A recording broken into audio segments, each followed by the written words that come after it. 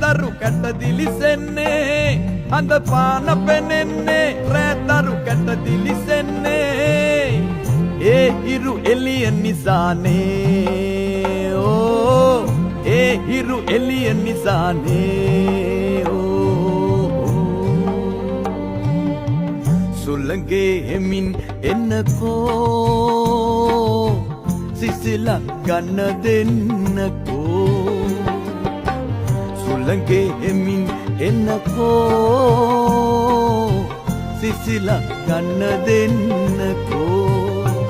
සරවී යන්නව සුලන් පෙරලී යන්නව ගස් කොළන් පමණයි දුටුව කෙනෙකු නෑ